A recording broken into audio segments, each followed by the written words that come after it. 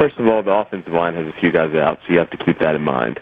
But Nick Saban sounded pretty happy with the way they're able to run the ball, and made note that they're probably a little ahead in that department than they were, say, this time last year. Jahmyr Gibbs has really been the talk of the spring, the transfer running back from Georgia Tech, and both he and Trey Sanders, it sounded like they had a good day. They got about 10 or 12 carries apiece, and did some nice things. And Gibbs has just been he's been someone that you would think, adding a player of that caliber, would be coming in and making an immediate impact, and that just sounds like that's setting itself up to be more and more of a reality.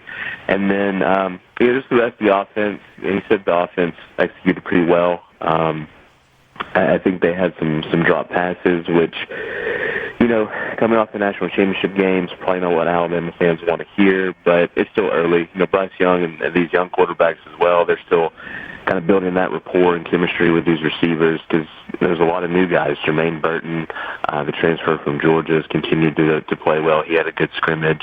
Nick Saban off the top mentioned Aaron Anderson, a true freshman, who is someone that I think we've been really high on at BOL. With him coming in from Louisiana. So they've had some guys step up, the receivers, some running backs are making plays. Again, though, the offensive line and receiver for me are the big question marks, and offensive line is kind of TBD because there's two starters out with Darian Dalcourt and Emil Ekiyor, and then this week Alabama could even receive some news that a guy like Tyler Steen, the transfer from Vanderbilt, could commit. So I think the offensive line might look a little different come the fall, but you got to keep in mind some of those guys are out. But other than that, I think it was a pretty successful scrimmage.